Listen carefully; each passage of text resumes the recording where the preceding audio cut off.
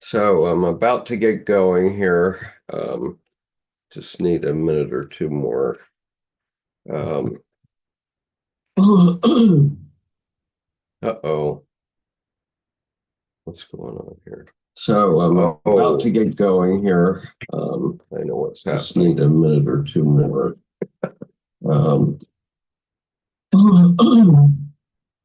uh-oh, what's going on? So I'm about to get going here. I know what's happening. Just need a minute or two more. Um,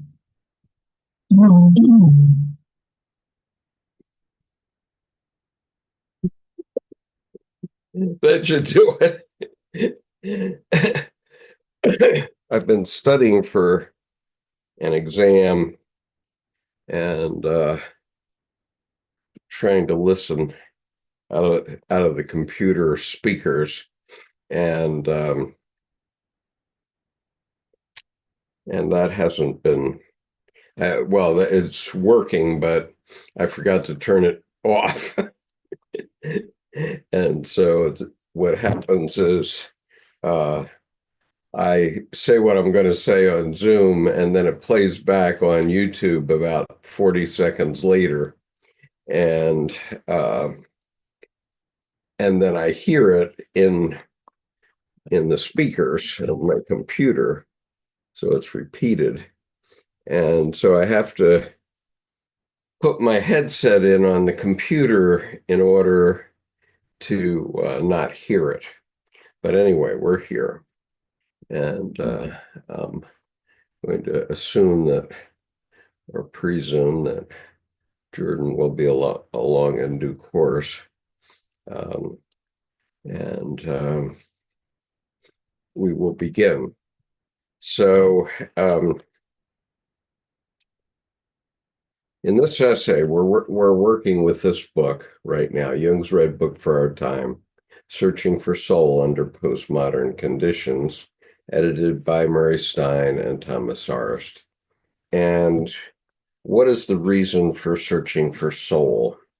Well, many people went away from the churches because basically they didn't believe uh, what they were peddling, and that's not the right answer, because what I discovered is that not only Jungian psychology, but um, all religions follow this rule. Okay, and so this is the purpose of Jung's whole psychology, is to make accessible to us that healing power which resides in our unconscious. And I found that sentence in Lawrence Jaffe's book. Let's see if I can get my background off for a minute. Okay, but here's the saying. The purpose of Jung's whole psychology is to make accessible to us that healing power which resides in our unconscious. And so what that means is that when we do these sessions, we're actually offering a access to the unconscious, and you can listen along or not as you wish, um, but the point is that it probably makes you feel better because you get access to the healing power in your own unconscious, and you can then work with it. And so all religions do the same thing by their rituals. So, for example, if someone dies, we have a funeral. All religions have some sort of funeral remembrance. And when you go to the funeral, it you pray or something like that, and that opens up the healing power of the unconscious. And so you can then be healed for something that hurt you long ago. And so art also does that. And I've many times mentioned, and you can find on this YouTube channel, when I realized what had happened. I've often mentioned my experience with Jackson Pollock's painting, number 31, drip painting number 31. And what that did for me at the time, which I did not understand, um, when when I entered the Boston Museum of Art's gallery and saw that painting, uh, I began to weep uncontrollably. And I couldn't get a hold of myself for about 10 minutes. And I never understood why that happened until 20 years later. And one of my students at our Sammy's meetings, we used to do Monday evening meetings at Sammy's Pizza Restaurant. One of my participants there just said the word olive drab, and I immediately realized that that painting had reminded me unconsciously of the death of my roommate, Robert M. Christian Jr. in Vietnam on April the 11th, 1969. And I realized that I had not properly mourned him. And so I did subsequently mourn him uh, because of that, and realizing that that he was right. And that was my first connection to understand the healing power that comes from art. It comes from all the world's religions. It comes from Jungian psychology.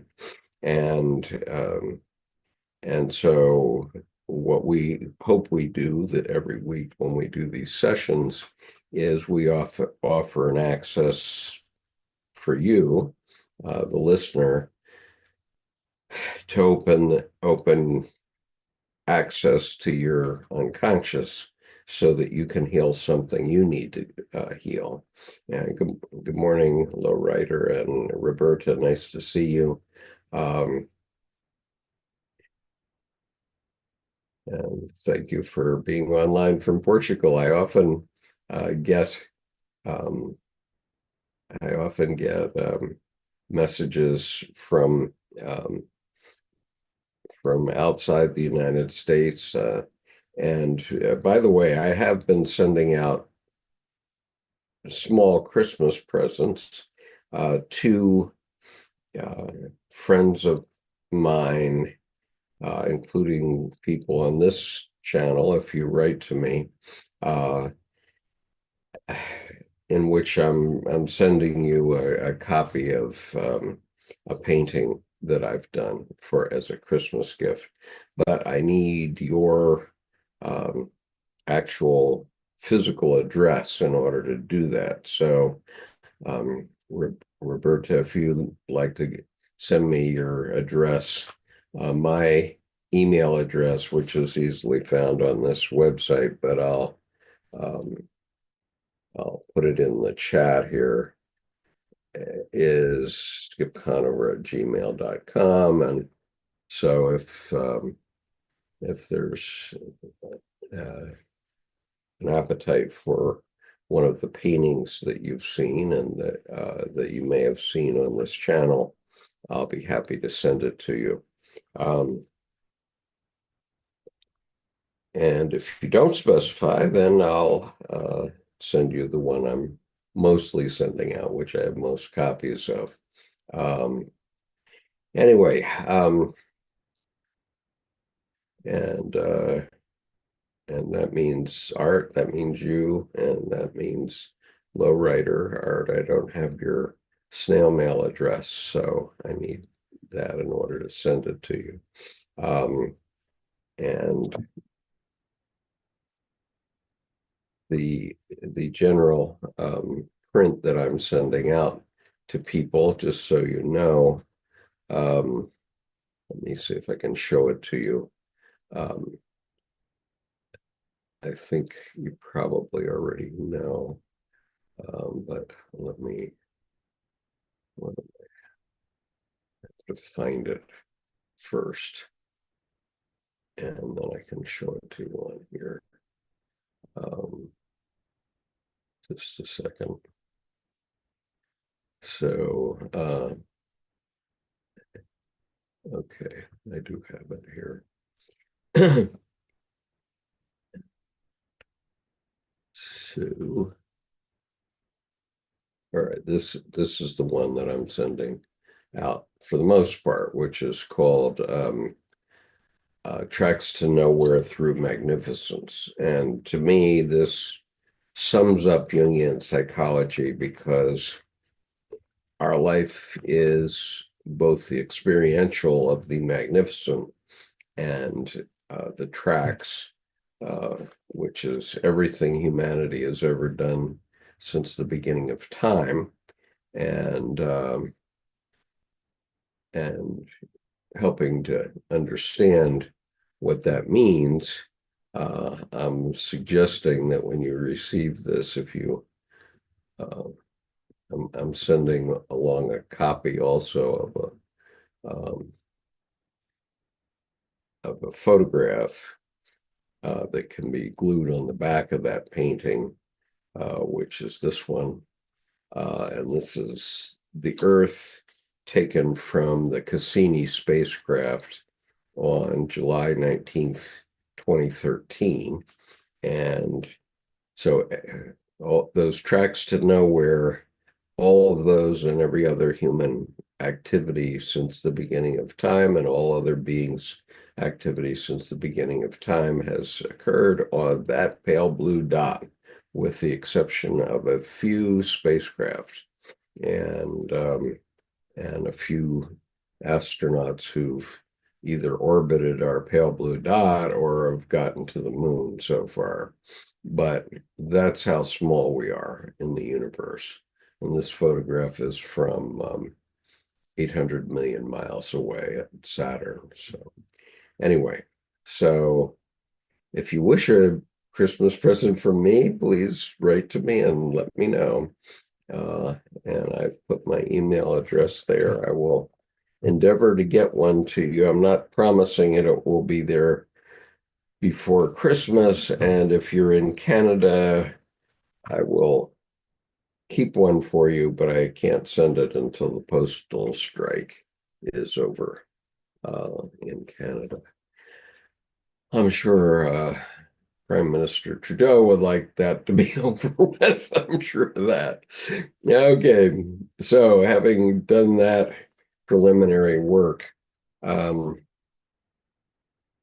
let's talk about Russell Lockhart's essay, Appasionato for the Imagination, by Russell A. Lockhart. And you'll see why it's Appasionato in just a minute. Introduction. It was not a voice dream, nor was there a visual image. It was one of those knowing dreams where you wake up. Sorry, I'm going to have to. Sorry about that. It was one of those knowing dreams. I'm going to start that over. I apologize. My allergist canceled my allergy appointment this week, and it put me in a rough position. Okay, so starting over. It was not a voice dream, nor was there a visual image. It was one of those knowing dreams where you wake up with a sense of revelation, in this case, that what I was to write was to be an appassionato for the imagination. In the previous day, Murray Stein had asked me if I would be interested in contributing an essay to a book that would be titled Jung's Red Book for Our Time.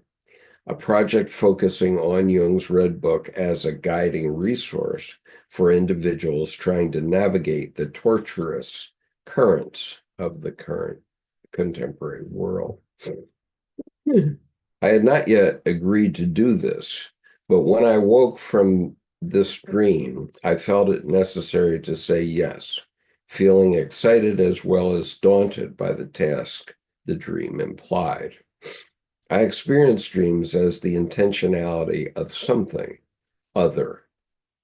I prefer to say something other rather than the unconscious, as this latter term is tied to the limitations of the ego.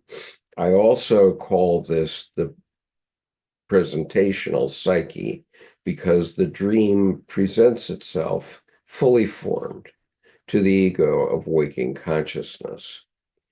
I refer as well to the invitational psyche because dreams have a quality of inviting the participation of the conscious ego. I think of these qualities of other, of presentation, of invitation as characterizing the gravitational pull of the imagination. I have dreamed titles before, and I have followed through and worked on projects that until such dreams, I had no conscious knowledge of or intention of doing. I experienced these dreams as tasks dreamed up by the other and presented to me gift-like. And I just, as an aside, mentioned that Paul Simon's new album, new, I guess, in 2013 now, entitled Seven Psalms, came from a dream that Paul Simon had, and it said you're writing an album called Seven Psalms, and so we didn't have any choice but to do it, and it's quite a special album, and I hope that you'll listen to it. Paul Simon is my favorite songwriter, and I believe in future years he'll be seen as perhaps the best songwriter of our age, and as such also poet of our age. And I know that Bob Dylan got the Nobel Prize, but someone needs to put Paul Simon in for the Nobel Prize also, because he really defined our age for me and for many others. Okay. So the task dreamed up by the other and presented to me gift-like.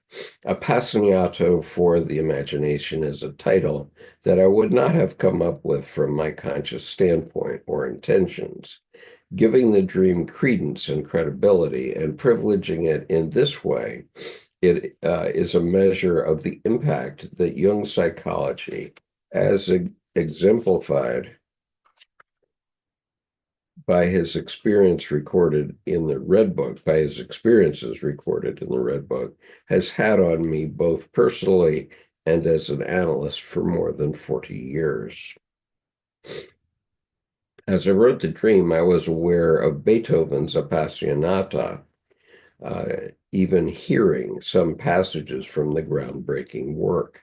Beethoven was losing his hearing, but wrote what he heard in his imagination, wrote in such a way that no one could play it and no piano could endure it. As commentators note, Beethoven plumbed the depths of imagination, more so than any other musician, in spite of his deafness and the degree of his debilitating and dreadful physical illness. This is why so much of his music was and is unique. As a teenager, my piano skills had reached recital level. Beethoven's Moonlight Sonata and his Pathétique were my repertoire. But the Appasionato was beyond me, a personal failure. As I was mulling on this, two images came together: the unhearing Beethoven plunging into imaginal depths, and Jung plunging into imaginal depths, fearing the loss of his mind. Both men, unbowed by their fears and affections, plunged ahead, bringing forth enormous personal and cultural riches. The dream felt as if bringing Beethoven and Jung together was part of the intentionality of the other. To what end? It was not, I sensed, to do a scholarly piece on the parallels between the two men, though there are many, and that would be a worthy task. The more I pondered let imagination too have its say, it became clear that what was created to the two men's lives is what I must explore: art and imagination. Doing so would constitute my answer to how Jung's Red Book would guide seekers in whatever post-futures await. Okay, now we're at a break in the text, so I'm going to take a moment for myself. I'm sorry about this, but I have to.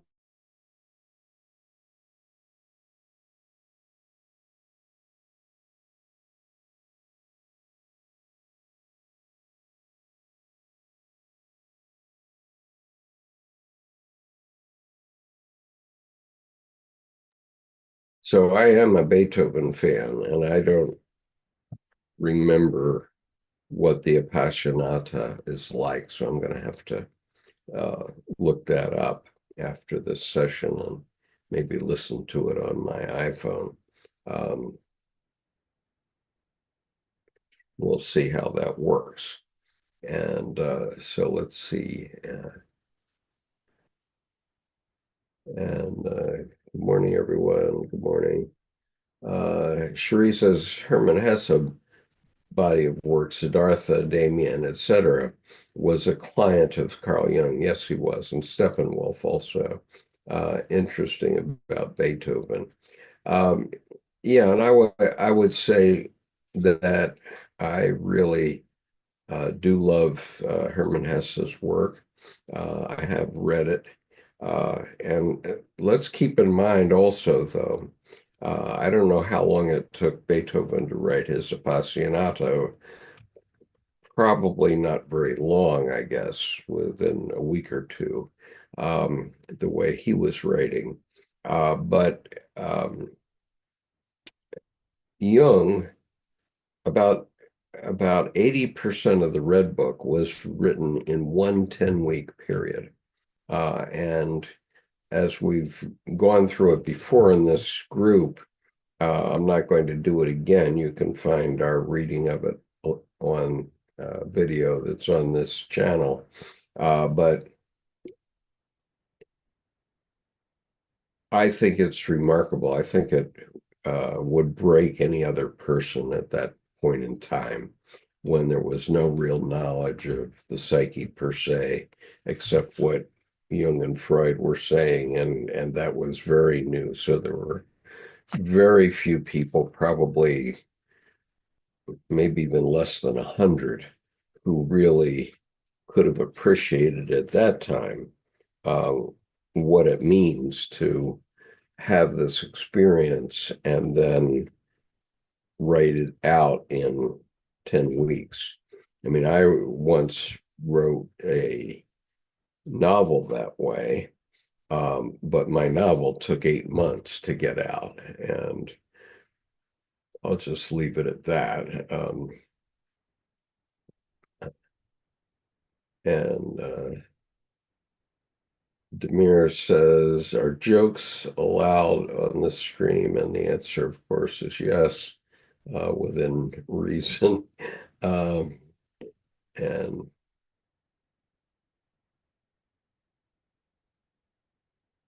Cherie says, I was just listening to Beethoven this morning. Finland, I think she means perhaps Finlandia, and Osmar Hall. I don't know Osmar Hall, but I do know Finlandia is um, a grand piece, a very grand uh, piece. And and so what I'm saying is that all these activities that we humans have taken up, um, be they dance or um, music or writing novels or even writing down dreams and visions as Jung did, and all the world's religions all lead to the same place. I want to emphasize that.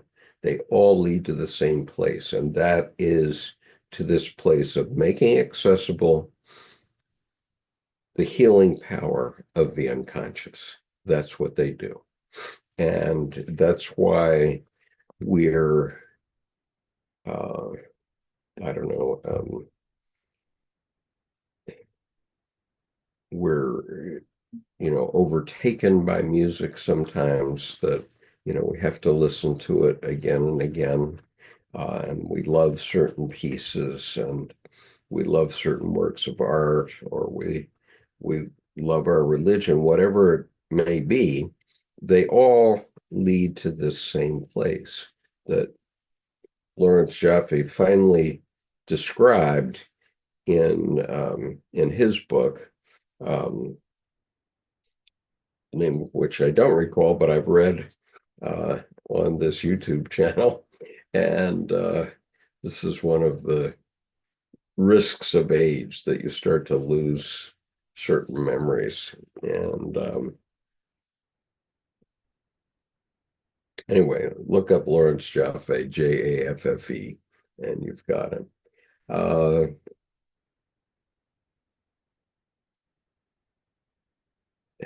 how and Salty was says, how would you contrast the past perception of the mind and the post-Freud and Jung one?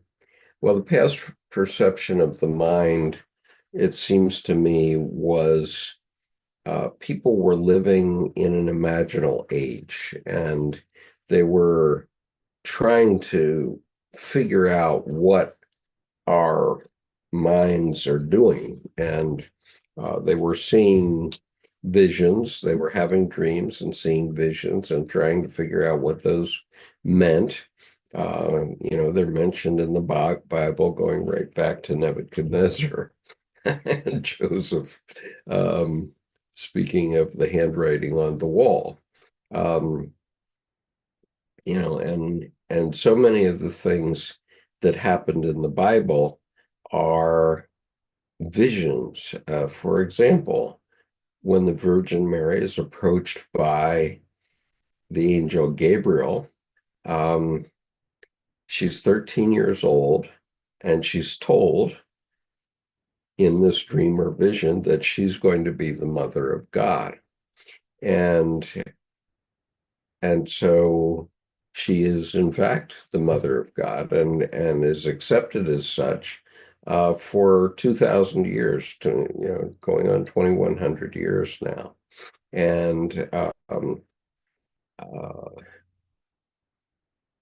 if she hadn't had that story to tell, she might have gotten stoned in her community at that time, because they're still stoning people, stoning women for adultery. But chances are a 13-year-old girl, or a little bit older maybe, but a very young mother of Jesus Christ, um,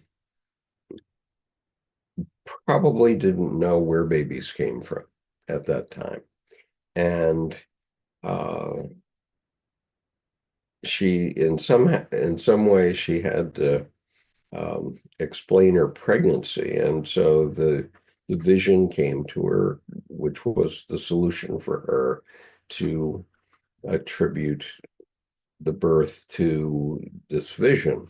And that's fair enough. And it's worked for, you know, hundreds of millions of people for 2,000 years. And it opens an imaginal zone in the psyche that is healing. And so people have been drawn to it. And whatever approach you take to religion is fine. They're all true because they don't, um, the people live separately, but they developed religions over the years, and they're so commonly um, similar to include things like weddings and funerals, etc. That even though we didn't understand what those things were, what was going on in our psyche, this healing power that Lord Jaffe mentions, um, even though that we didn't understand that, we knew that it worked. Okay, and that's why people keep coming back maybe to this channel, because I too open up um, passages to the unconscious, things by saying things that you may not have heard before, but then if you start to work with them, you find that uh, they resonate with you somehow, and therefore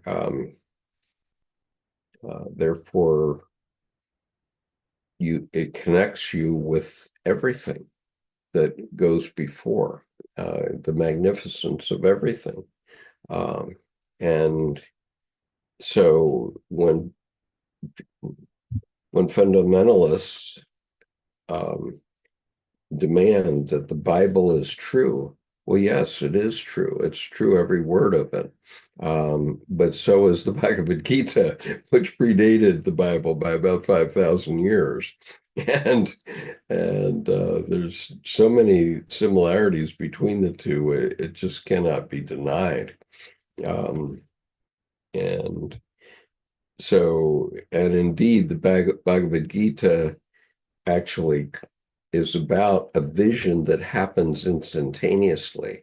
Everything in the Bhagavad Gita, which I happen to have here in front of me because we were talking about it in my advanced reading group. This is one version of it. Um, but everything that's in the Bhagavad Gita um,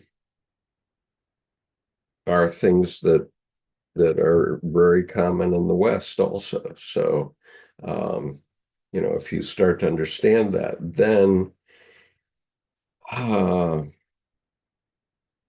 then yes, Richard, I agree with you. Mother Mary is so far above all of us lowly sinners. Yes, because most people are so far away from what we're talking about. They wouldn't even give credence to what I'm saying at all. And they can't appreciate what I'm trying to say, because it's what I'm saying is built on having done this YouTube channel for 8 years now, and everything I've learned. And so I can't make a statement about the mother of Jesus, Mary, mother of God, without having to layer it on top of all these things that we've been talking about for years now.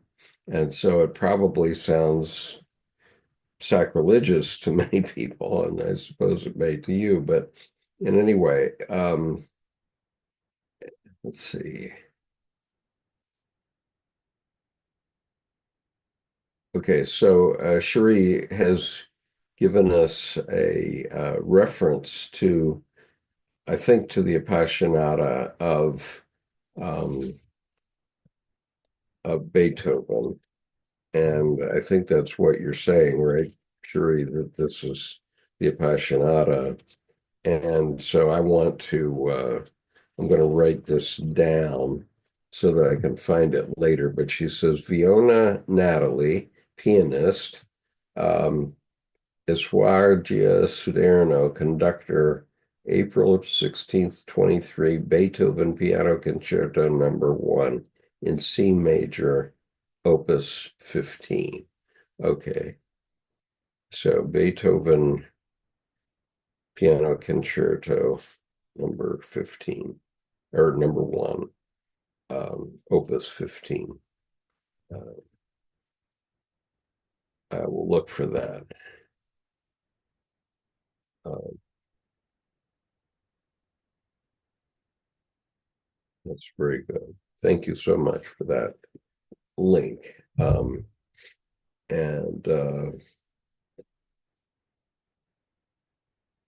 so now she also saying yesterday Daniel Barenboim Boim and Zubin Mehta Tchaikovsky Piano Concerto #11, but Tchaikovsky is not Beethoven, so I don't know what that is. But anyway, thank you for that. Make a note of that too and try to listen to it later. Um,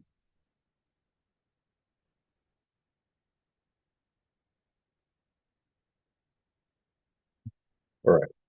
So moving along comes to the point where now Russell Lockhart is talking about Jung again. And the title of this section is That's Not Art, That Is Art. Okay, and so I'm going to read this section and then we can talk about it. March 4th, 1913, fresh from his defeat in the 1912 presidential election, former President Theodore Teddy Roosevelt strode into the International Exhibition of Modern Art, now referred to as the Armory Show, and waved his hands wildly as he stomped through the galleries, pointing at paintings and sculptures and shouting, "That's not art!" Um, Unlike some presidents, Roosevelt was no cultural buffoon. Historians have noted that he had the finest mind since Jefferson. This Nobel Prize winning president wrote, read, and spoke 5 languages. He read 2 books a day on wide-ranging topics. He wrote constantly, and he wrote a scathing review of the Armory Show. A self-proclaimed bull moose, he never minced words. He considered these modern art examples, particularly those of the Europeans, to be expressive of a lunatic fringe, as being pathological, as having no artist's merit, and not to be taken seriously. Roosevelt's views were expressing those of the clear majority of the more than 250,000 visitors to the Armory Show. The exhibit aroused passions like no other before or since, and when it moved on to the Art Institute of Chicago, it met with riots. While it is not possible to pinpoint the birth of modernism, it is, I believe, possible to pinpoint the public awareness of modernism as threat, as this exhibit. Roosevelt saw and felt and articulated the threat. In his view, the purpose of art was to serve the progressive development of a nation. No president did more for the arts in assuring that this would be the case in America. He believed that economic and military power were not sufficient for the triumph of the American spirit, that cultural power was essential. He meant upholding representational, figurative, and decorative arts as being the preeminent and necessary mode for achieving this triumph. What he witnessed was the possible derailment of the cultural engine necessary for achieving America's manifest destiny, no matter how that was to be defined. What did Roosevelt see? Nothing expressing the hopes and desires of a nation. or of other nations emulating the success of America.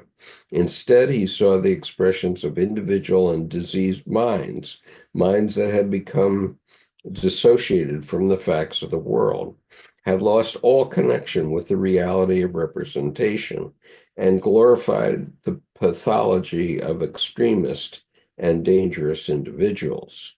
He would agree with Leland Mecklin, then editor of Art and Progress at the time, who went so far as to ask, why do we so blithely tolerate these crimes in art?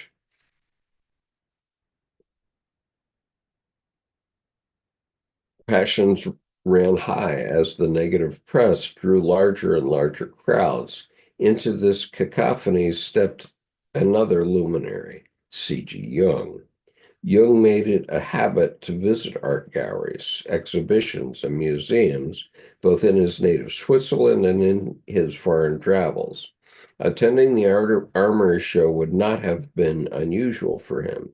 Jung was not just an art viewer. He had painted representational landscape in oils and watercolors from the time of his youth, well into his adult years, and before his visit to the Armory show, before his visit to the Armory show, he made a point of exploring art tradition in most every culture.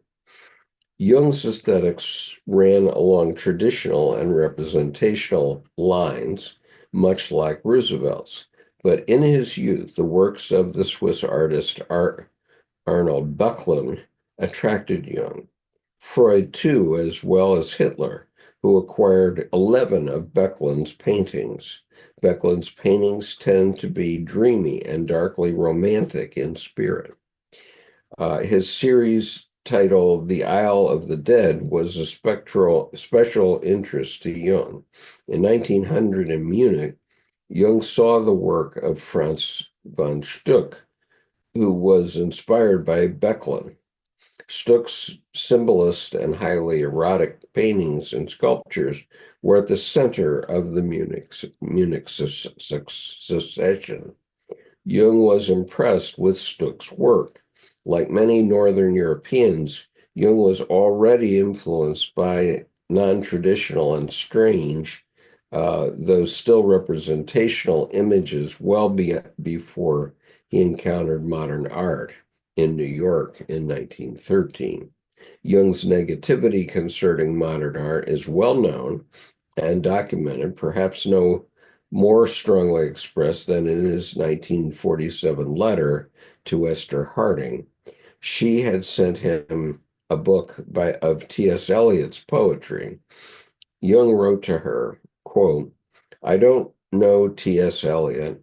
If you think his book is worthwhile, then I don't mind even poetry. I am only prejudiced against all forms of modern art. It is mostly morbid and evil. He expressed his vitriol against modern art in his essays on Joyce and Picasso, published in 1932. They're in volume 15 of the collected works, and in various seminars and letters before and since that time. What triggered his deep-seated, long-standing complex?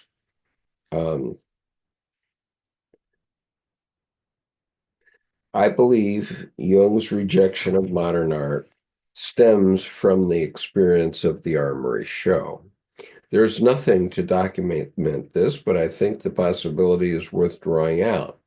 From 1900 to 1909, during his tenure at Bergholzli Psychiatric Hospital, Jung was exposed to the expressive art in drawing, painting, and sculpture of patients in various stages of mental illness, disease, and decay.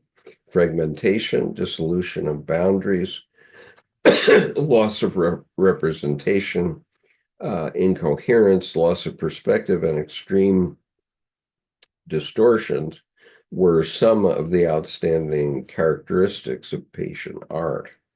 Jung looked at patient art with a scientific eye aimed at psychiatric understanding of the patient's mental disorder.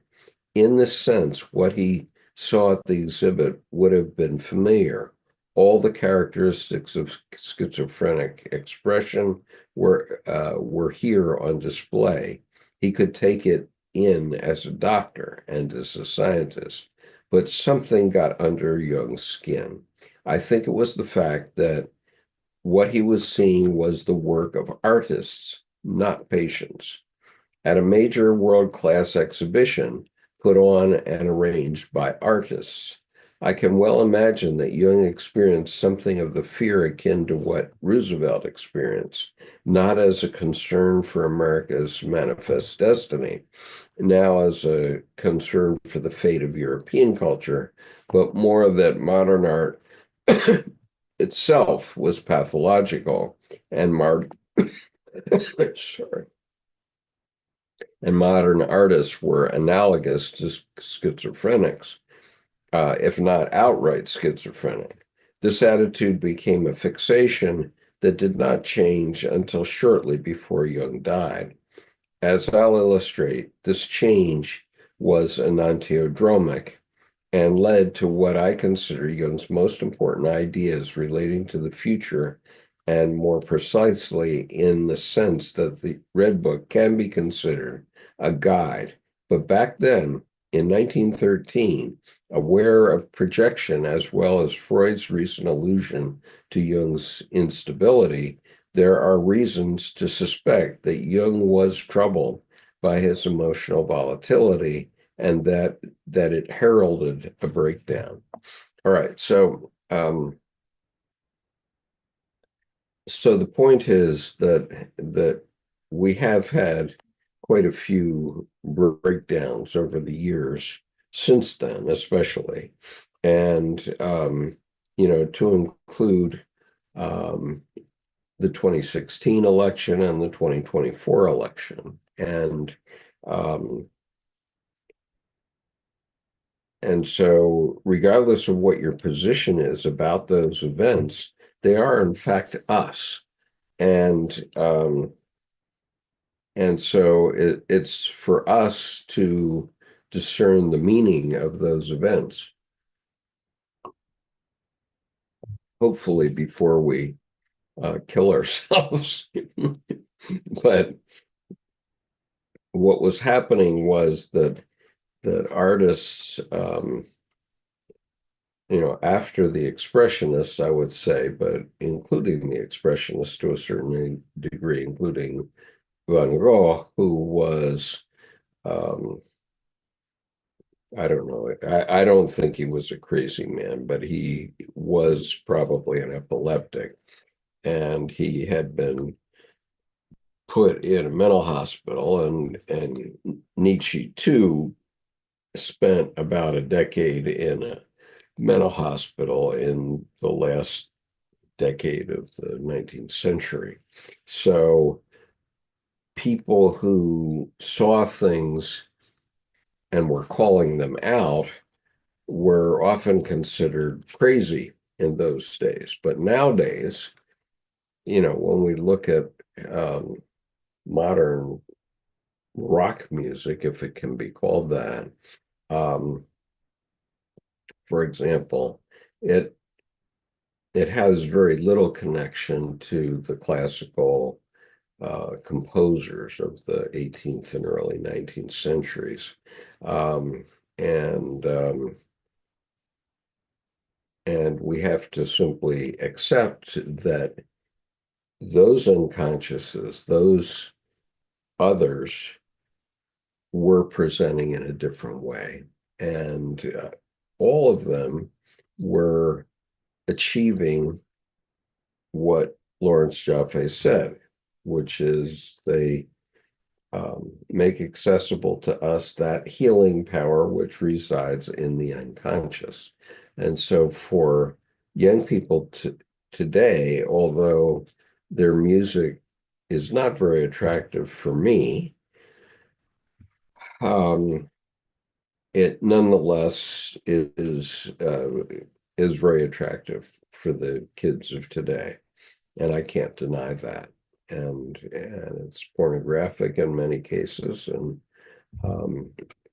we have to accept that we as a species are growing up and we don't know where we're going, but we're going. All right, now I'll go back and look at what you've been saying. Um,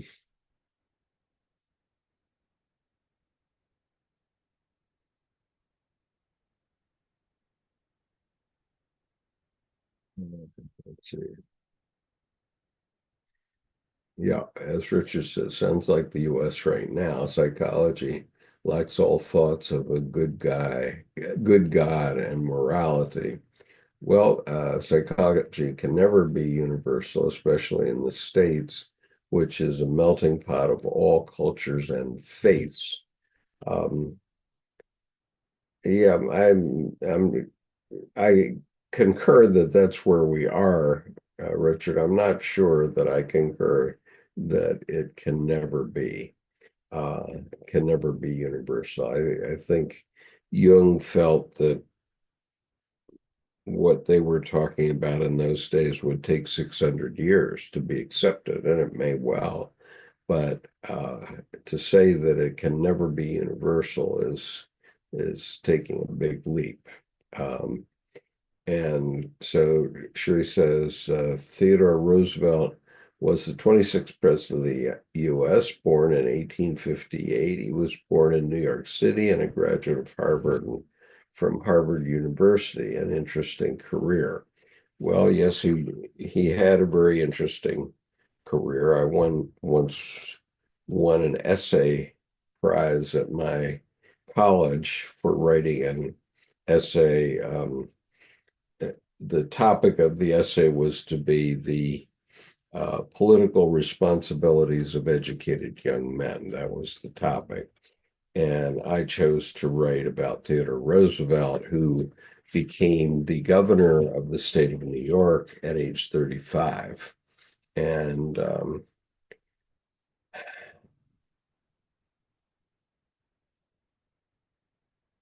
and he did lots of other things. He charged San Juan Hill during the Spanish American War, very famously, and he was a quote unquote bully soldier and did lots of other things. He was also born into a very wealthy family, so he was able to do some of those things. Um,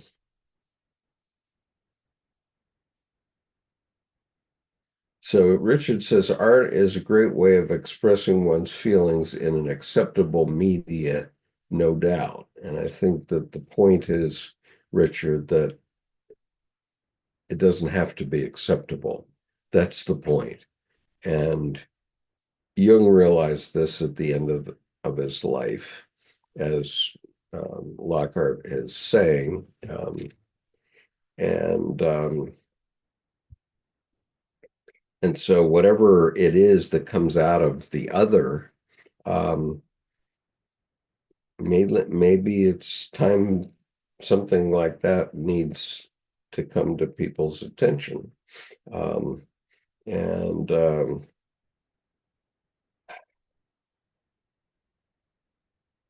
I'm conflicted in my own novel because when I wrote it, I was in the middle of my business career, and it is in parts it's pornographic, uh, and I could say in polite company that it contains erotica, but that would be uh, shaving off the edges of it. And so it's I was in the middle of my business career. I didn't want to become known as the author of this book, so I authored it under my pen name, which is David Garrettson, and I didn't publish it for quite a while. I mean, more than 20 years, 21 years before I published it at all. It now exists only in Kindle version um, on Amazon, and just so people know what it is I'm talking about, I'm going to bite the bullet and give you the name. It's the name of my novel is Mako, Memoirs of a Woman, uh, by David Garrettson,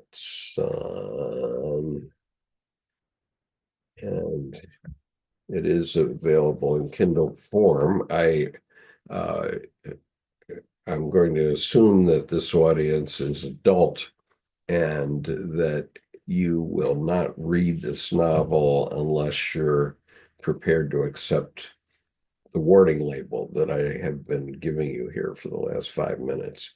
And so the novel is the autobiography of my anima from age 15 until 1993, so 31 years.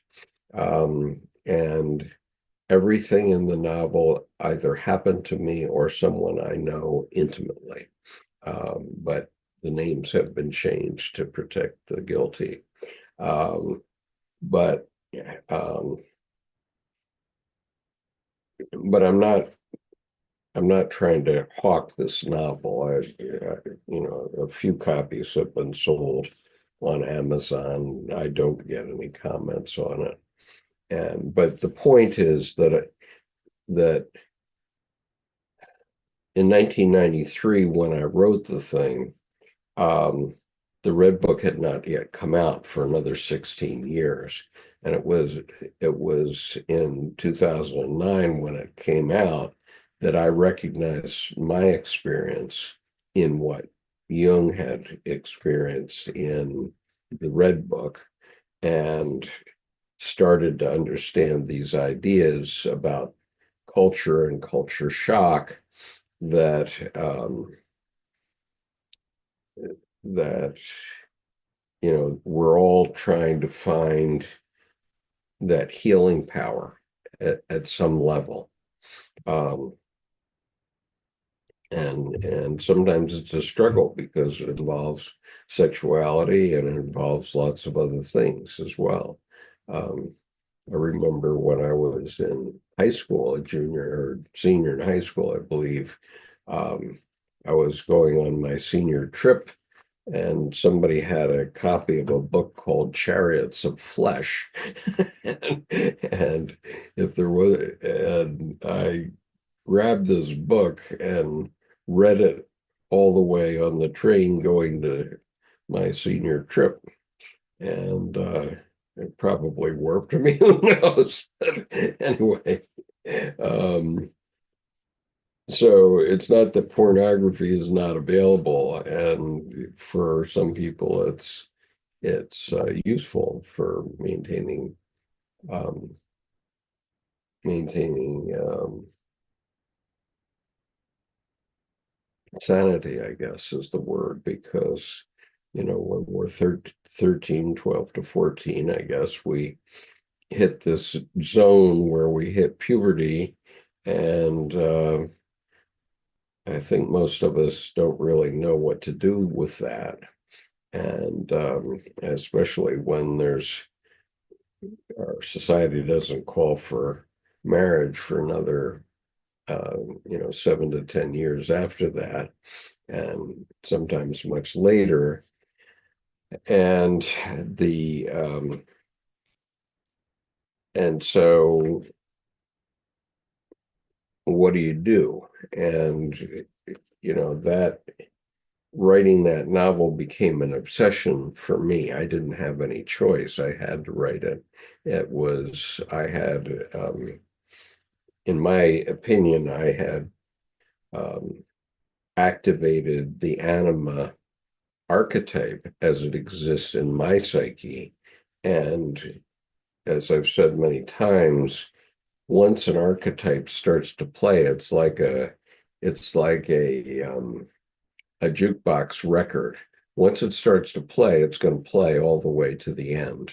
It doesn't stop, and then it's over. Okay. And so that's my experience with it, which was that once that archetype got cooking in my psyche, I had no choice but to write that novel down. And then when it was over 8 months later, not 10 weeks later, as it happened for Jung, 8 months later, when I set it down, then it was over.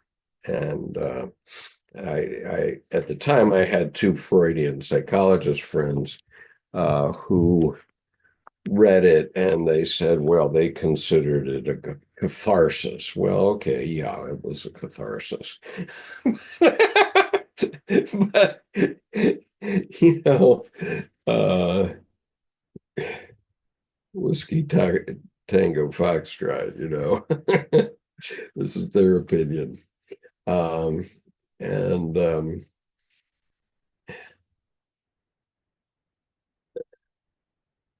And Richard says he thinks he better not look it up because he might lose his respect for me. Well, it's something that happened 31 years ago, Richard, and I don't think I'm quite the same person I was then.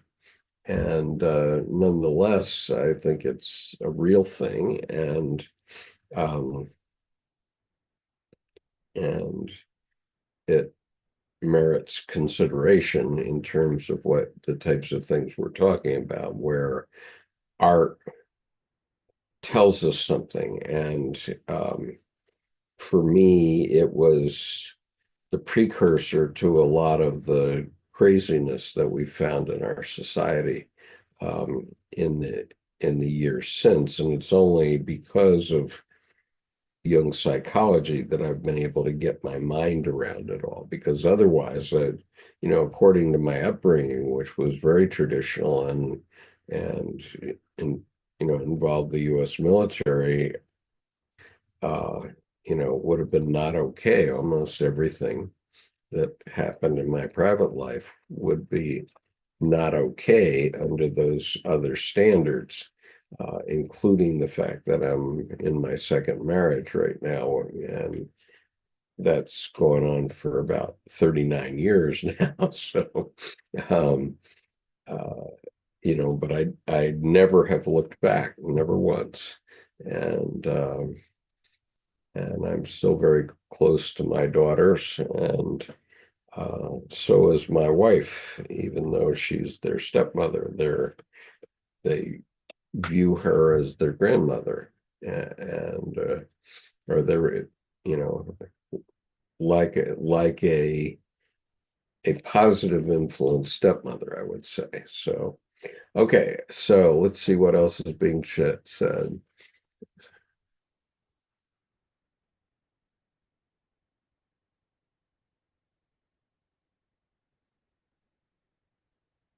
Yeah, and so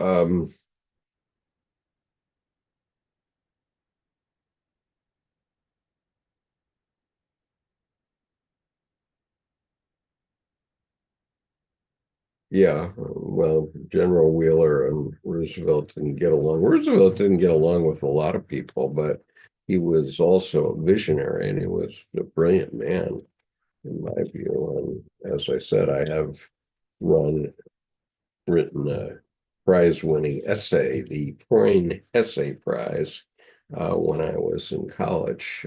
I think I wrote that in my junior year of college about uh, about Roosevelt as representing a young man and the political responsibilities of a young man. Um,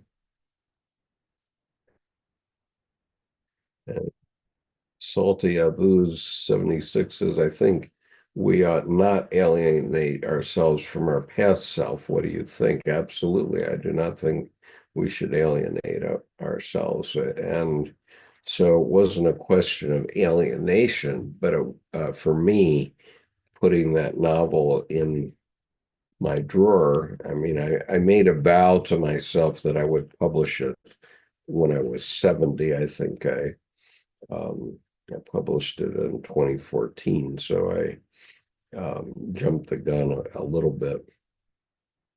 But uh, when I published it, I felt it should be published, and I don't entirely know why. I've never made any money on this novel.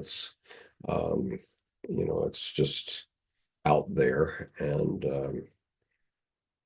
I, you know, every so often a person um, buys a copy for Kindle, and you're free to think what you wish to think about it. Okay, so anyway, we were talking about Jung's breakdown, and so carrying on now with Russell Lockhart's essay. In January 1913, 3 months before Jung went to New York, Freud suggested they break off their personal relationship, and Jung had acceded to this. Jung had written to Freud just before, claiming that I am not in the least neurotic. Touch wood. I have submitted to analysis, and I'm much the better for it. This exchange of letters also reveals the degree of emotional swirl the two men were in with each other. Jung was still suffering.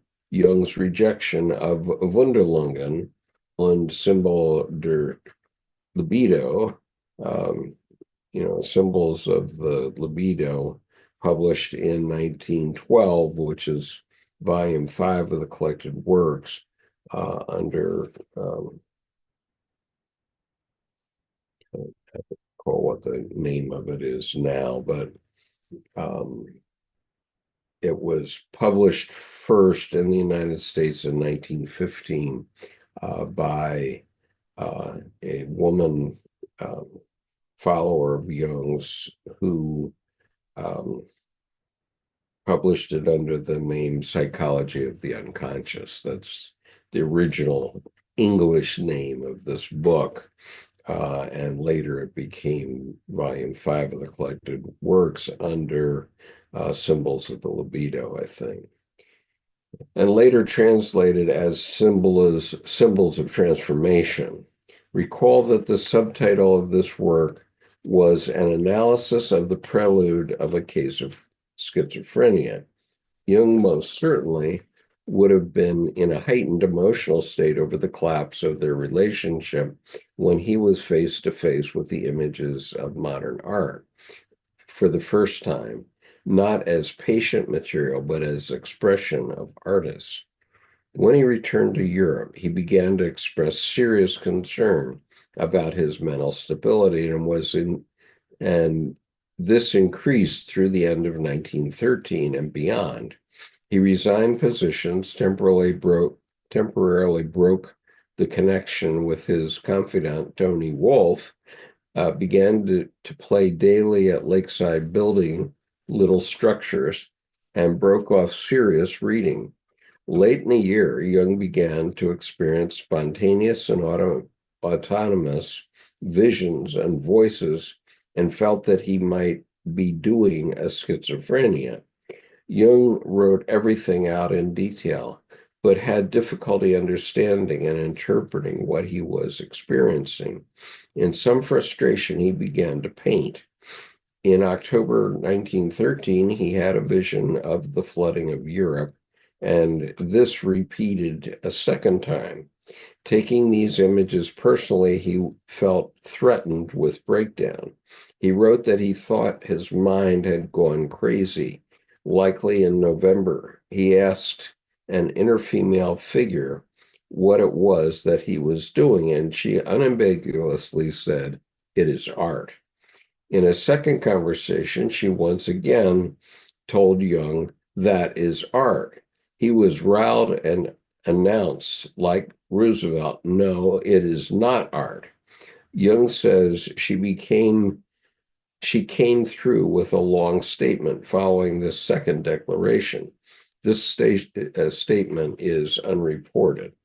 Okay, well,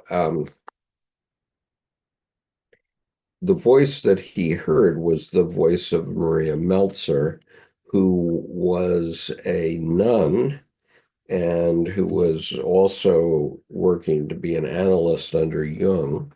And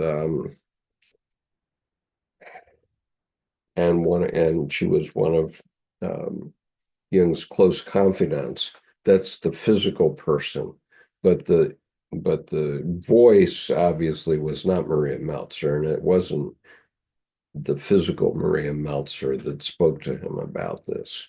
It was a part of Jung's unconscious that spoke in this way.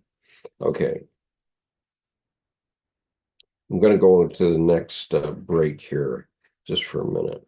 On December 12th, 1913, he had the vision that initiated his full descent into the imaginal world uh, that would become the raw material of his red book. Yes.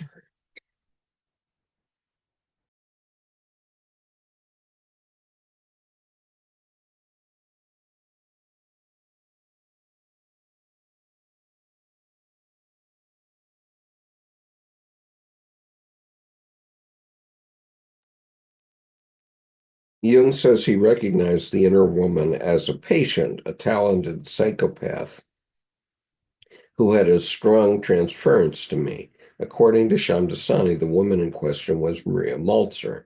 Jung says she had become a living figure in my mind.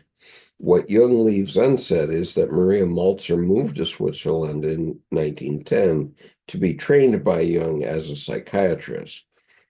She became a nurse at the Bergholzli and was Jung's assistant there working on child analysis. There are indications that Jung had an affair with her and he had been in analysis with her. She became an analyst, she became Jung's assistant, and a most important and influential colleague. She played major roles in the Jungian community. She was a talented artist. She developed what she called her Bible and kept writings and images of her psychic experiences in it and encouraged her patients to do so as well. And so um, this is in keeping with Jung's dictum that one should keep their own red book or kind of a history. You can keep your red book, which for me would be 4 books that I've written, 2 under um, my assumed name, and all of my letters that were involved in my business over the many years that I was in international business, and all of everything that I've said on this YouTube channel since 2016, among many other things. Those are my record of my own experiences. And based on those experiences, including with all of you, I've come to certain conclusions, whether you agree with them or not. And that's what we often are talking about here. Uh, and let's see. Roberta says art creativity is right brain, and this is lacking, as is imagination, to imagine a nation and not follow the mainstream or be totally left brain biased. Um, yeah, well, I mean, Jung is entirely about the right brain. Okay. Freud and his style of psychoanalysis is all left brain oriented, it's reductionist. And he did discover some things, and was a great man in his own right at his time in the process. But Jung says at the very beginning of the Red Book, the first 2 paragraphs of the Red Book, he says that he had to leave all his learning, all his um, tracks to nowhere aside, and pay attention to the magnificence of the world. So that's the significance of the painting that I was showing you earlier. Um, let me see, I do have it here. So, I mean, for me, um, Jung was saying to us, uh, look, humanity has created all these ideas. They actually don't go anywhere. And because they ignore the magnificence of everything that's in our world. Okay. It's like being on a railroad train going through the desert and missing the magnificence of the painted desert, for example. And on your railroad train, you have to go down a certain track. You can't deviate 1 inch from it, or your train's going to be off the tracks. And so, and that's why the Cassini photograph is so important, because it points out the truth of the saying, don't sweat the small stuff, it's all small stuff. And our psyche is comprised of both appreciating the magnificence, but also appreciating man's role in it. So, sorry, I'm going to have to take a short breathing break here.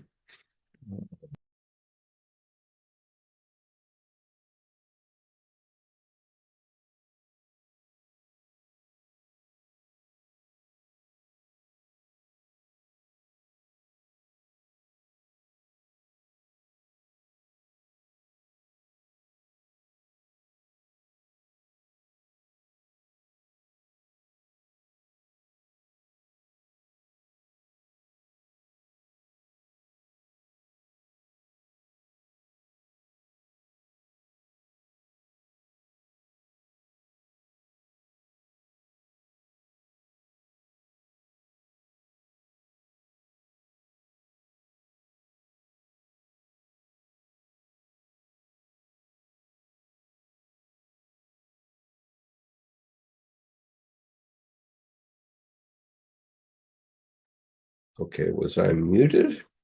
Uh, I apologize for that. I don't think I am now. All right. If I am, please let me know. This cough is caused by my allergies, and I need to get my injections, which I get every 2 weeks for the last 50 years. So when my allergist cancels my appointment, I would have a problem. um, anyway, so I'm going to start this again because my computer was telling me I wasn't being heard. Um, and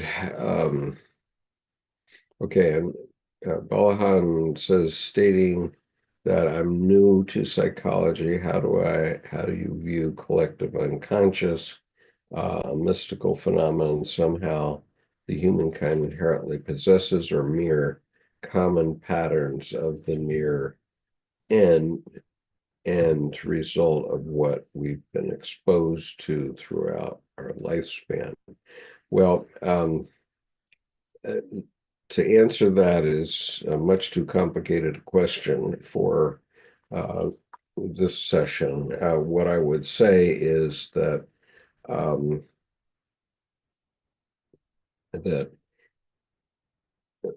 Jung was asked what he discovered, and he the most important thing he discovered, he said, was the collective unconscious, and so the Red Book is the period during which he was discovering it, where he was having these dreams and visions, which were horrific, which suggested that Europe was coming apart. And indeed, within 7 months of those visions starting, World War One broke out and killed 8 million people, 8 million soldiers, and lots of other people, presumably.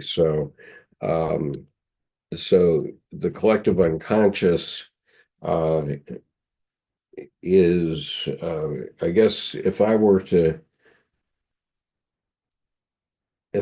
give it an equivalency in Jungian psychology, the collective unconscious is the equivalent of God.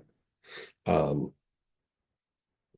and uh, God works in mysterious ways, and some of them are pretty darn bloody. Uh, and let's see. All right.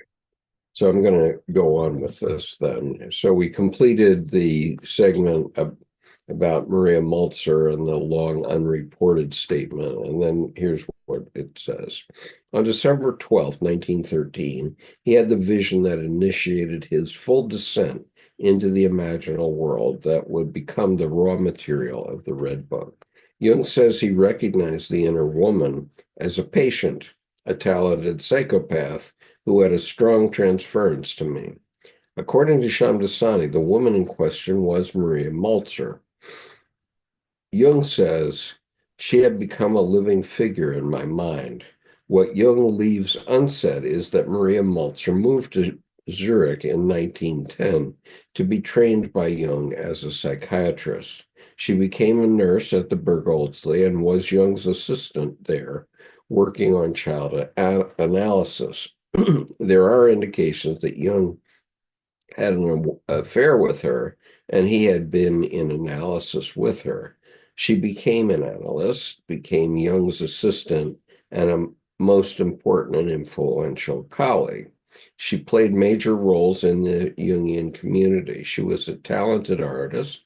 She developed what she called her Bible and kept writings and images of her psychic experiences in it and encouraged her patients to do so as well. She was a primary influence on analyst Franz Ricklin in turning him away from being an analyst and pushing him to become an abstract painter. Jung was aware of this in 1913 when Ricklin became a student of Impressionist painter Augusto Giacometti. Later, Jung said he wanted to avoid Ricklin's fate at all costs. After, meaning that he didn't want to become an artist, he wanted to keep doing his research into what was actually happening and doing his writing about it.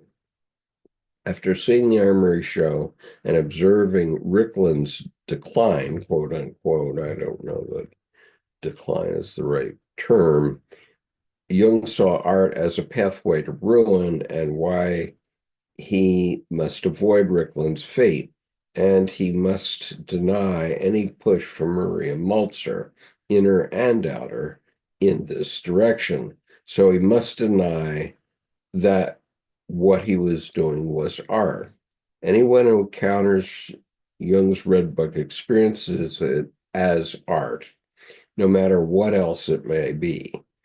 If what Jung is doing was not art, as he held for most of his life, what then was he doing?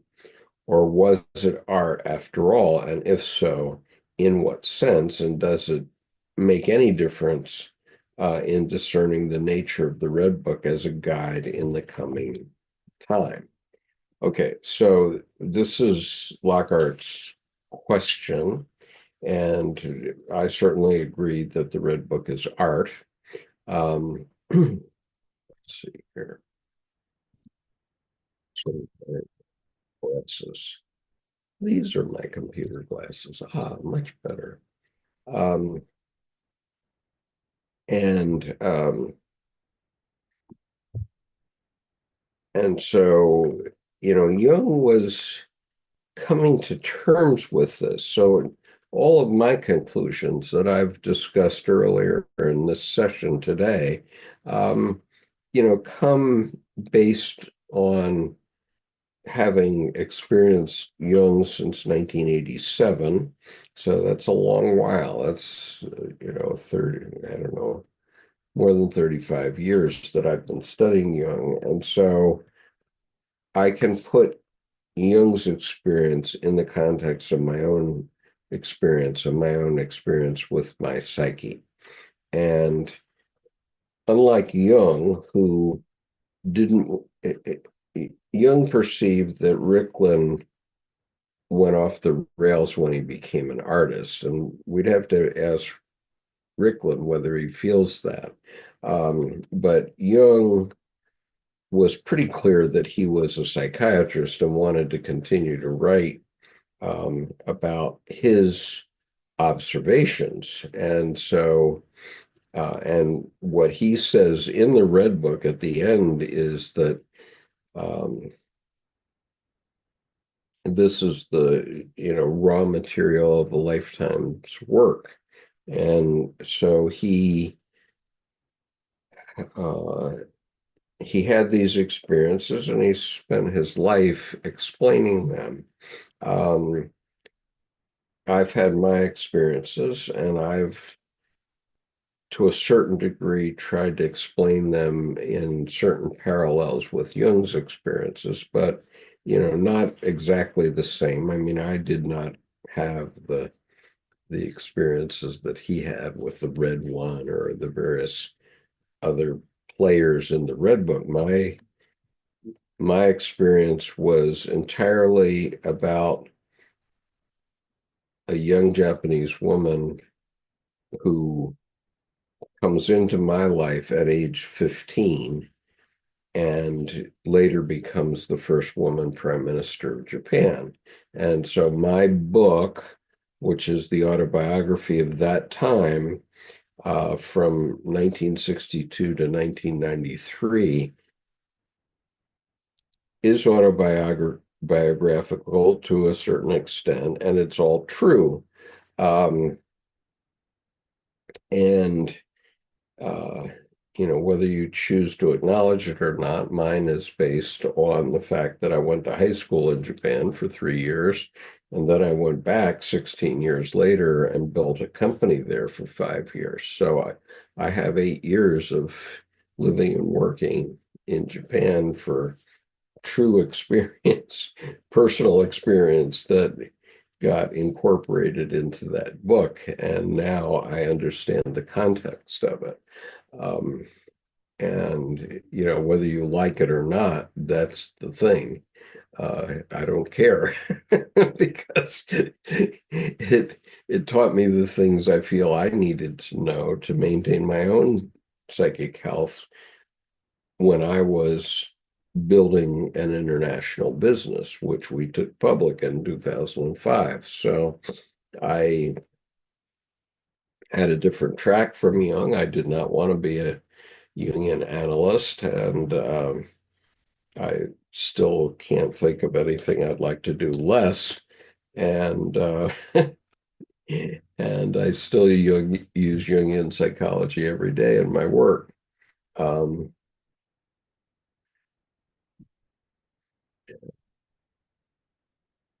so RP, I'm sorry, but you're in the wrong place if you're expecting food because we only offer food for the soul here.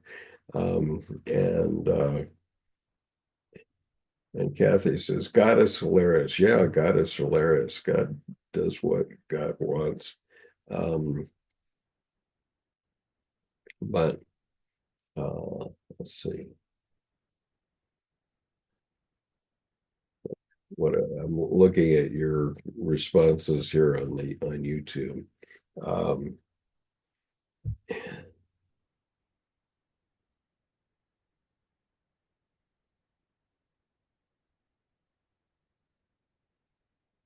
right. Okay, so the Richard says the mist is actually humans breathe, or one aspect of it anyway. It contains an ethereal light that some can see and others can't. I agree entirely with that.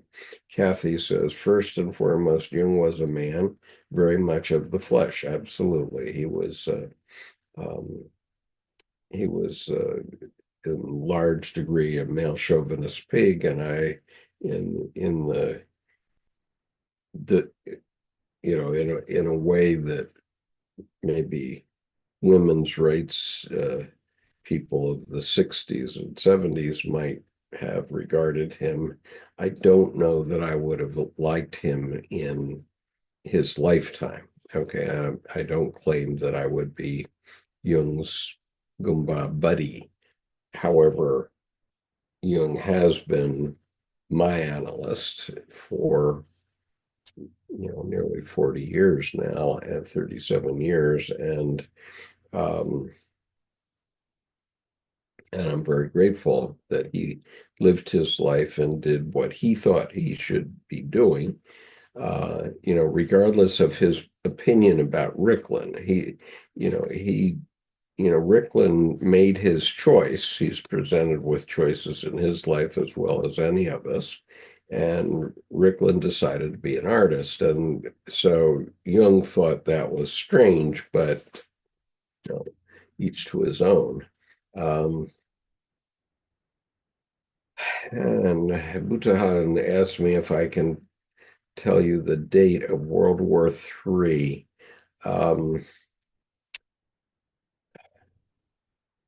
Let's see. I can probably tell you pretty close.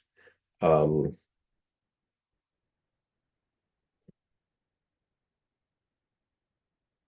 World War III began on uh, September the 2nd, 1945, which was the day of the armistice with Japan, signed on the battleship Missouri in Tokyo Harbor. And World War III has been going on ever since, in various levels of intensity. And it's now broken out in physical form on a global basis. I know that when I was in the Marine Corps, I went to the National War College, and one of the statistics that they gave us at the National War College was that at that time, which was in 1987 or so, about the time I started to study Jung also, at that time there were 65 wars going on around the world. And most of them were not in American consciousness. The one that was very conscious at that time was the Iran-Iraq War. And so it was quite interesting to me when when the U.S. declared war on Iraq in effect in 1991 was Gulf War One, that the Iraqis chose to escape with their jets to Iran rather than their former enemy or their enemy. They preferred to go to Iran rather than turn them over to the Americans.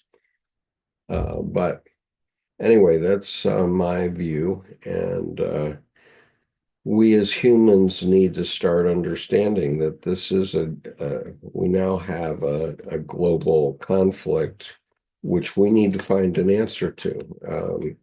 And I'm convinced that Jungian psychology is one way to get our minds around who and what we are as human beings, and and that's what we have to do on a global basis. And it's a colossal task because we have 8.5 billion of us right now, probably going on 10 billion. And so we have to find ways to staunch that wound in our species, because,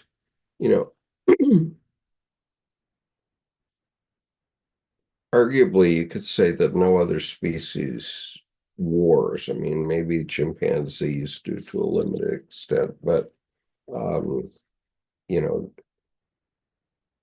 they all species, you know, live and let live and eat and let die. And so, if you don't think that's true, just think about everything that you eat. Okay, everything that you eat and that you purchase at the grocery store was once alive. Okay, every single thing.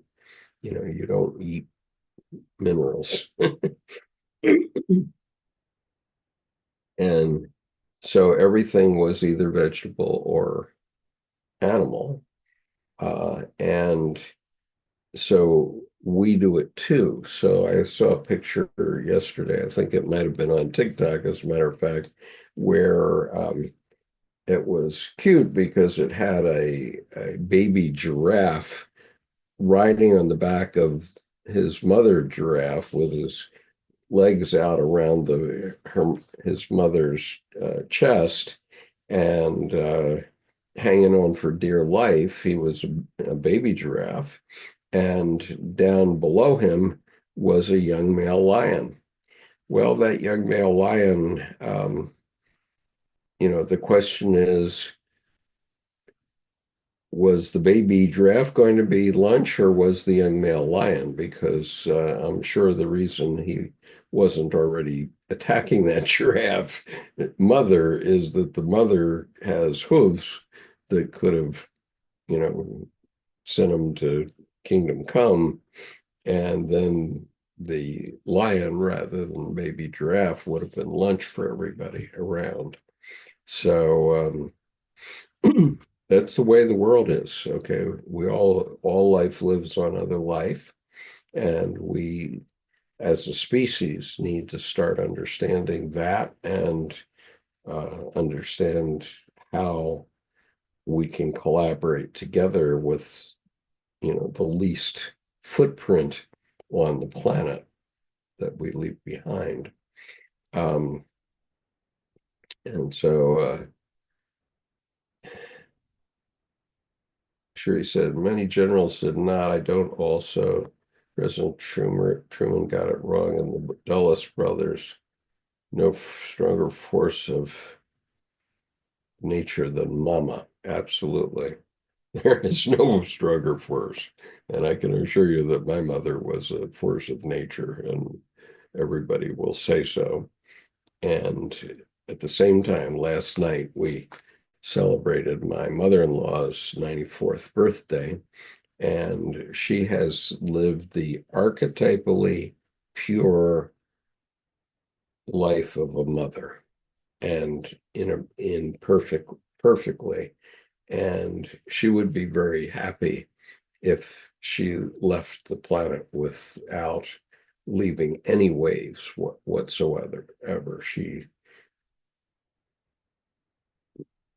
did her archetypal job of being a mother, and she didn't never aspired to anything else. So in some ways, that's quite beautiful.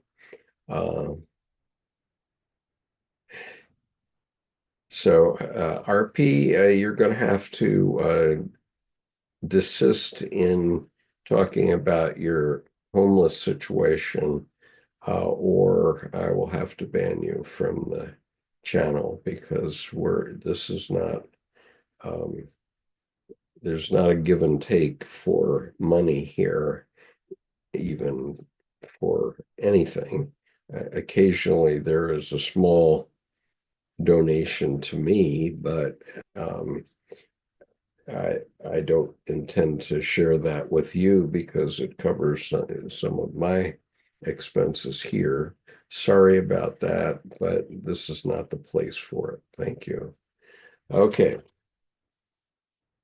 All right, so let's talk about Lockhart's view of what Jung did. I mean, I've given you my position, but the what did Jung do? That's the title of this next section of the book, and we're working on Jung's Red Book for Our Time, Searching for Soul Under Postmodern Conditions, uh, edited by Mary Stein and Thomas Arst. Okay, so what did Jung do? And this is part of a 5-volume series, so we're working with it over the next period of time. Um, the Munich secession of young artists in 1892 is considered the first major break with the tradition of other outer world representational and figurative art that had always dominated the culture of art. Okay, so it was actually not the Armory show, but the Munich secession of 1892 that did this break.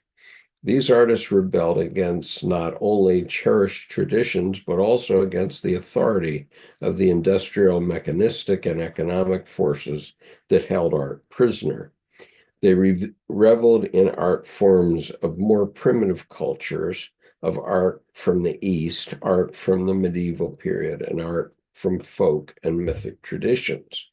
Munich was the center of these experiments in breaking down the hegemony of the academy, quote unquote, the academy, and focusing the origin of art on the inner world as resource. It was this scene in 1900 that Jung took in just before taking up his work with patients at Bergoldsey at the age of 25.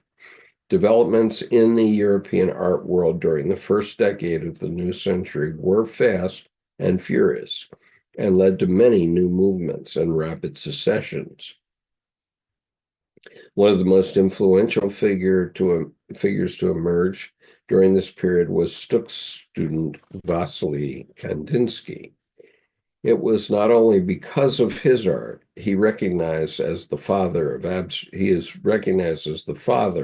of abstract painting, but because of his writing on his conception of the new art.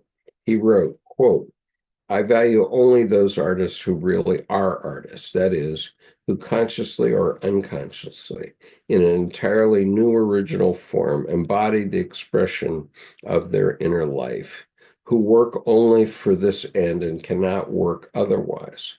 The group that formed around Kandinsky aim was called the Blue Rider, after a 1905 painting by Kandinsky. By inner life, Kandinsky meant the artist's spiritual life. In 1911, the art of his first abstract painting he published concerning the spiritual in art. This influential and seminal work became the manifesto of modern art, and it remains today the foundational text. He worked to separate art from its uh, dependence on the real world, to focus on art on a new world, the inner world. Kandinsky called this the artist's inner need to work from the promptings of the human soul. By 1912, concerning the spiritual in art was widely known in Europe and the United States. Okay, now I would concur with this because I have been married to a woman who, for the last 30 years, has become an expert practitioner of Buddhism and Buddhist meditation. And I tried to follow her down that path, which I respect very much. But my meditations, which I can do Buddhist meditation and have done hundreds of thousands of mantras and so on over the years since 1994, but it never quite was there for me. And it's only after I met and studied with Colleen Kibert that I truly started to appreciate what is possible, because a year ago, more than a year ago now, but a year and a half ago, um, she described to me the Rocky technique, which I immediately took to. I have done some major murals with children at the schools where I've been teaching, and I've done a lot of my own work. And uh, what I've found is, and I've been doing it every morning, so in the sense that a Buddhist practitioner might meditate for an hour every morning or something like that, I've been following this artistic method um, for very seriously for the last year. Every morning at 6 a.m., I get up and I paint as much as I can. It can be 15 minutes or it can be 2 hours or 2.5 hours before I go to school.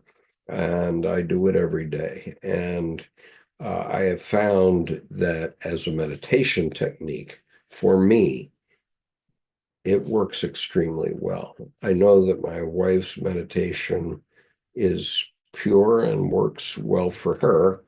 And so I don't object to that, not at all, but it didn't never really worked for me the way doing this art does in the morning. So we sit quietly. She does her Buddhist style meditation, and I do what I do every morning. And it works quite well for us. Let's see, how far am I going to get here? It appears that we're not going to get to the end, but I will read to the end of this section. Um, and, Richard makes a good point. Mary of the Bible was also a true mother. She quietly kept the things that she observed in her heart. Mary also ghost wrote the book of Luke as evidenced by all the personal details of Jesus's childhood mentioned in that book. Okay, I never knew that. That's interesting. That's an interesting observation. But in any case, all those things have worked, I mean, for different people at different times. And so my spiritual journey has taken me through a lot of things, including writing my novel, which obviously I had to get that off my chest. And in talking Freudian now, in a cathartic sort of way, because what I experienced in Japan was, to many people would be quite shocking, I think. And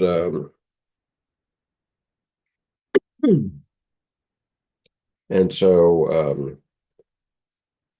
so it became a spiritual exercise to write that book and write all the books that I wrote. Um, and now I'm doing this as a spiritual exercise. Um, So Kandinsky wrote that genuine art expressing the human soul was prophetic. Indeed, his soul was expressing apocalyptic images before the First World War. And I'm sorry, I'm going to have to take a short break. I will return uh, immediately, but I need a bio break.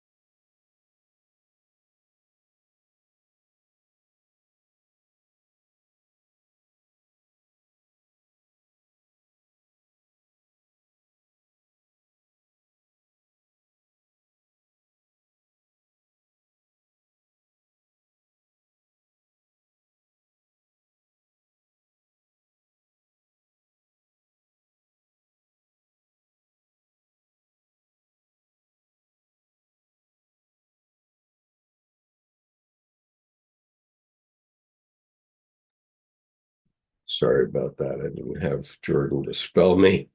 And, so that will allow me to get to the end of this. All right, so let me read on here. I'll back up a little bit. Okay, Kandinsky wrote that genuine art expressing the human soul was prophetic. Indeed, his soul was expressing apocalyptic images before World War I that pointed to the coming catastrophe. Beginning in 1911, he worked these inner necessities into a series of paintings called compositions.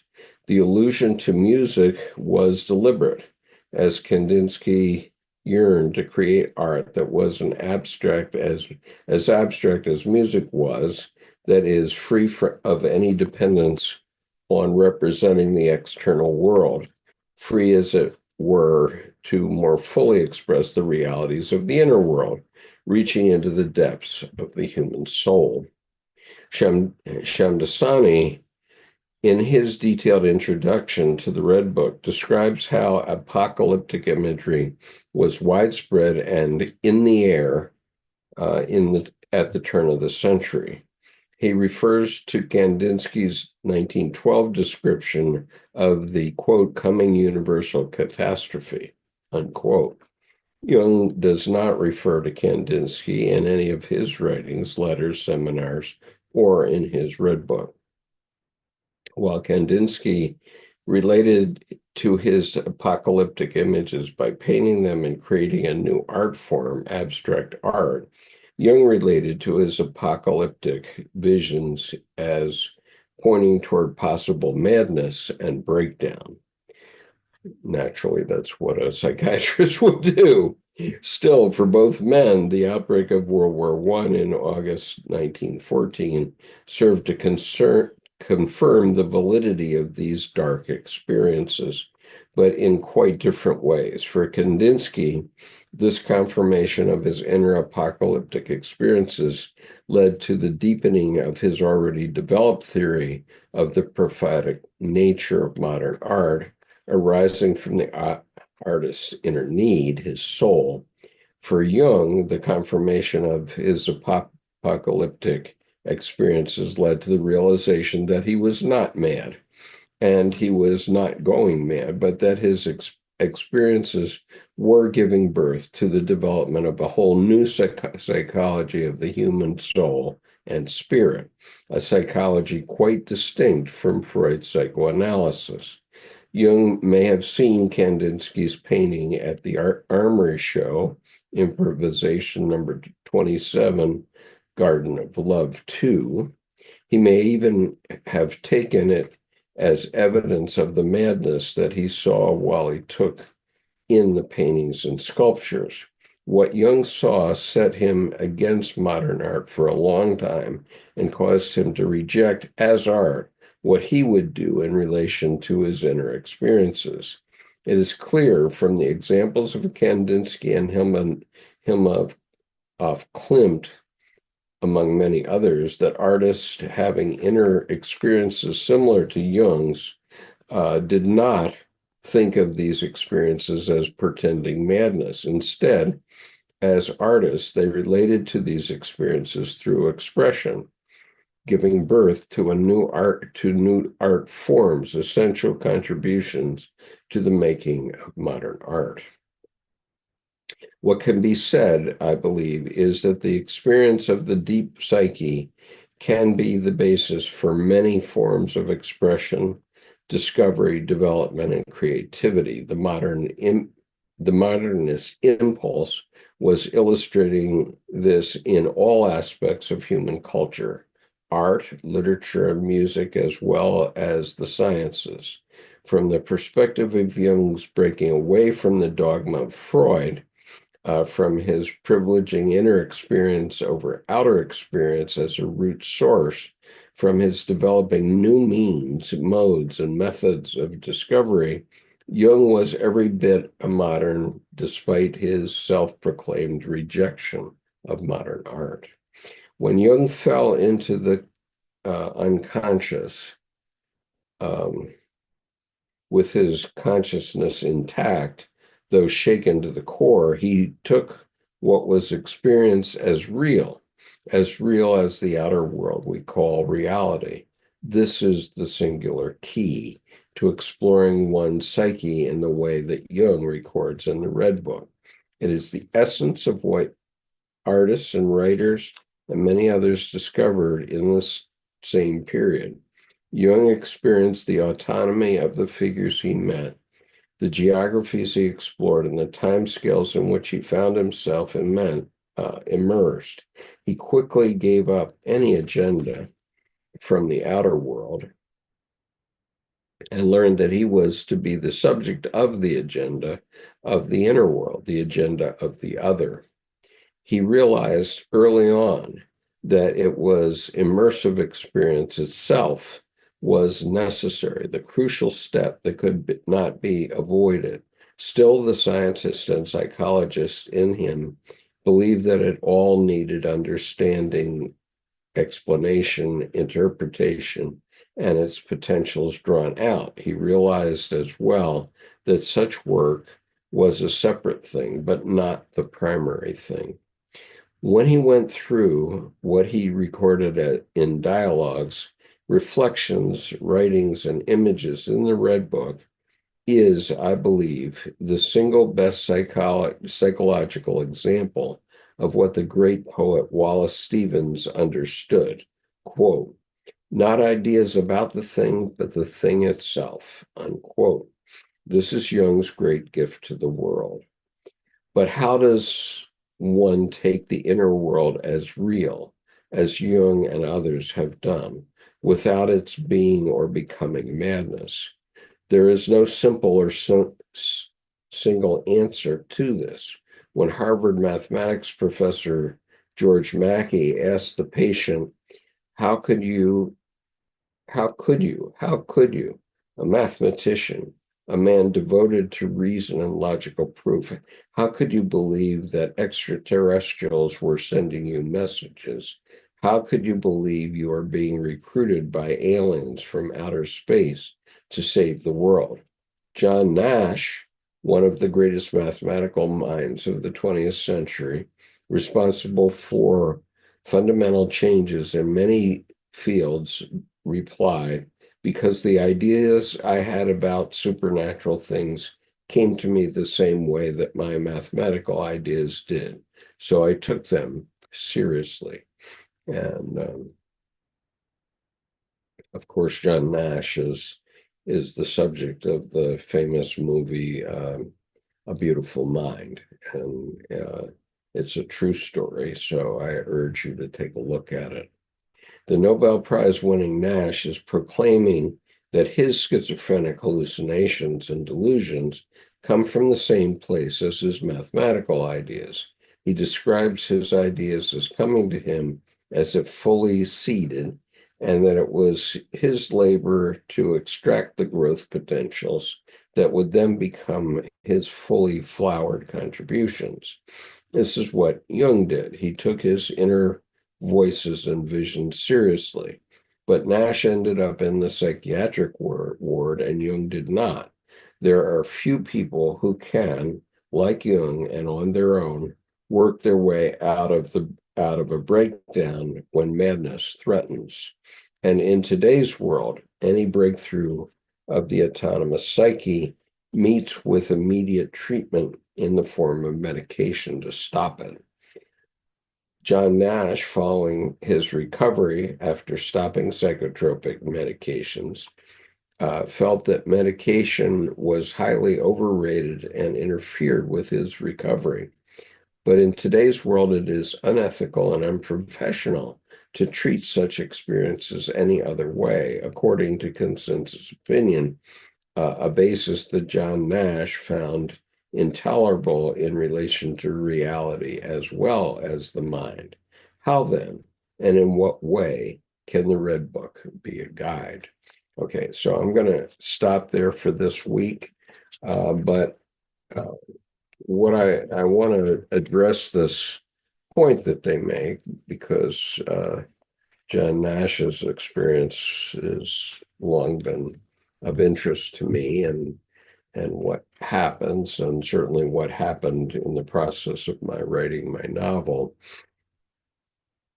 um, and what has happened in the process of my work with Jungian psychology, and how it relates to my actual physical life. Um, you know, what I'm saying to you now is, I think, the essence of what we're about. And that's this quote that Lawrence Jaffe gave us. Um, and I'll say it once again. The purpose of Jung's whole psychology is to make accessible to us that healing power, which resides in our unconscious. Okay, so we as a species have the power to heal ourselves. It is in the unconscious. How you access that healing power um, is, you choose your poison. What are you going to do? But just because you're doing art like Kandinsky doesn't mean you're crazy. It means you're healing yourself. And Kandinsky was healing himself. And so looking back at it, I believe that Jung would agree with me on this, but Jung himself was going through these things. And what we're talking about is his period of going through these extremely intense experiences. And, once I understood synchronicity, I realized that I have synchronicities daily. Every day, there are synchronicities in my life, and they inform me about what the future holds. And so I want you to give that some thought. It can be reached through art, through religion, through psychiatry, um, and and through hallucinogenic drugs. But um, the problem with hallucinogens is that if you get them on the street, you don't know who made them, and so you don't know what power they have given you. And the result is that we're killing about 100,000 people a year in the United States with illegal drugs. And so, um, you know, probably that is not the answer, but it can be an answer if you know what you're doing. I don't think that if you're buying it on the street, I don't think you know what you're doing. I think you're rolling the dice. Um, but that's my opinion, I guess.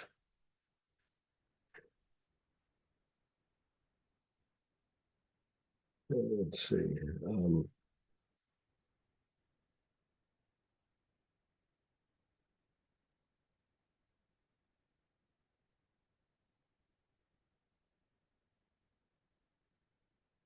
Yeah. And so we all have synchronicities happening in our lives always.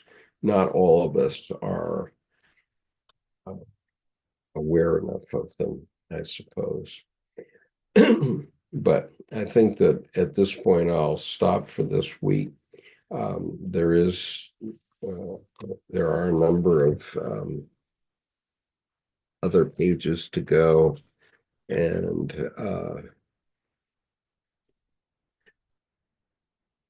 so I'm going to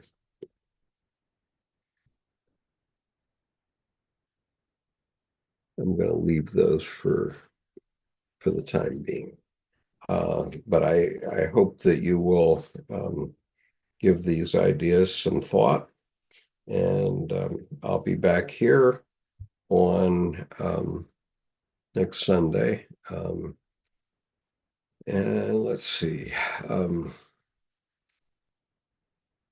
There will be a 3-week break during the Christmas holidays. And it's nothing personal, but it is personal actually with for me because I have got to go participate in an event. I guess it's in 2 weeks on the 21st to 23rd. I'm going to be out of town and only me. And so I guess next week will be our last meeting until January. And so if you have questions for me before January, please bring them with you next week. Um, Richard says, God brings us together, a motley crew, and all crews are motley, and so that's the way it is.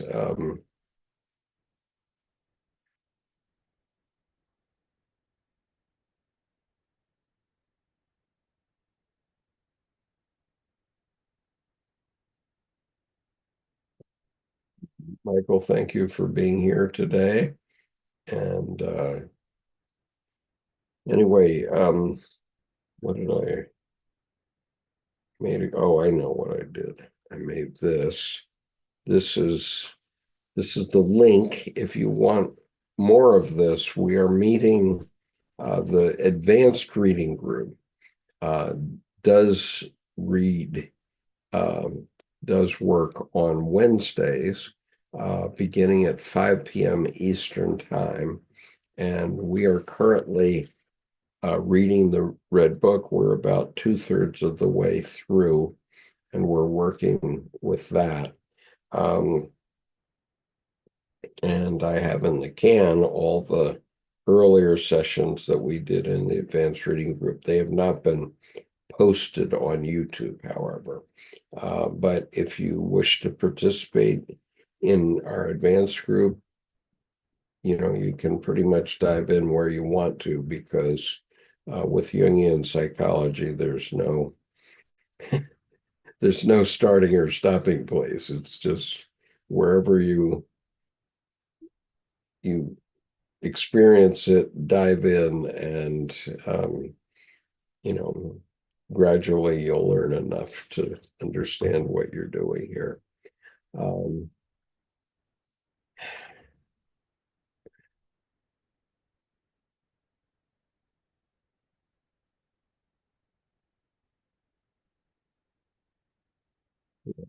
Sharice says that we're recovering from surgery, so I'm glad to hear that. And so thank you for being here every week, everyone. It is also my psychological support, I find. And so I'm happy to be here and to work with you. Okay, I am going to call it quits. So good luck, everybody. Have a great